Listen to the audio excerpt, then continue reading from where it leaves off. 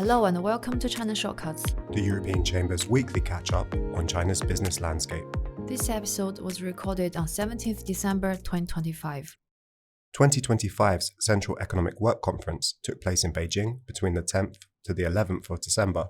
The annual conference sees China's leaders deliberating on the country's economic policies and setting priorities for the coming year, including the growth target for 2026, the budget deficit, and debt issuance.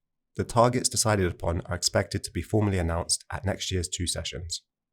A readout of the meeting published by state media outlet Xinhua noted that the government would strive to continuously expand domestic demand and optimize supply in 2026, as well as that there would be in-depth implementation of special actions to boost consumption.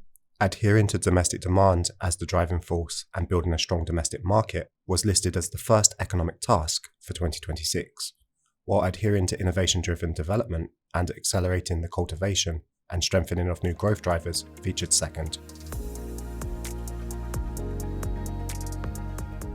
Retail sales of consumer goods increased by 1.3% year-on-year in November, according to data published this week by the Chinese National Bureau of Statistics. Monthly retail sales reached Chinese yuan 4,390 billion in November, with year-to-date sales of consumer goods standing at Chinese yuan 45,607 billion, an increase of 4% compared to the same period last year. Posting a 1% increase, sales growth in urban areas was relatively slow compared to sales in rural areas, which grew by 2.8%. Online sales figures recorded a strong growth of 9.1% year-on-year, hitting Chinese yuan 14,458 billion, aided by a record long sales period for Singles' Day.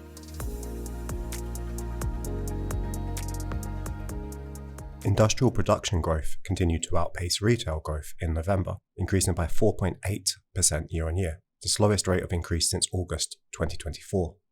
The mining industry performed relatively strongly, registering a growth rate of 6.3%, while manufacturing and utilities grew by 4.6% and 4.3% respectively. At the sectoral level, industrial growth was registered in 30 out of 41 industries. The value of production in the automotive industry increased by 11.9% year-on-year, as did production in the railway, shipbuilding, aerospace, and other transportation equipment. The production of chemical raw materials and products increased by 6.7%, while electrical machinery and equipment manufacturing posted 4.4% production growth. Cement production declined by 8.2% and steel by 2.6%. This can in part be attributed to ongoing weakness in China's real estate sector, with figures published by the National Bureau of Statistics on the 15th of December showing year-to-date investment in the sector down 15.9%. as of the end of November, while completed construction projects were down 18%.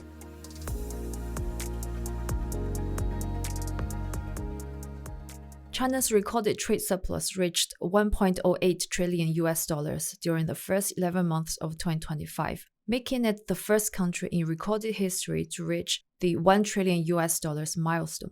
Overall, Chinese exports grew by 5.4% year-on-year between January and November, with exports of Chinese goods to the European Union up by 15% compared to the previous year.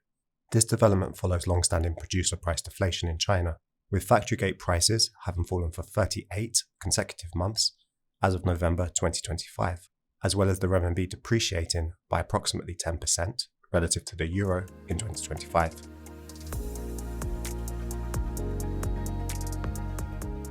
To learn more about the dilemma that China's global supply chain dominance has created for European companies, check out the Chamber's latest thematic report dealing with supply chain dependencies, challenges, and choices. While EU companies remain committed to the Chinese market, the report finds that China's oversized influence on supply chains is now resulting in negative outcomes for some foreign companies and third-country markets alike, which is pushing them to diversify away from China.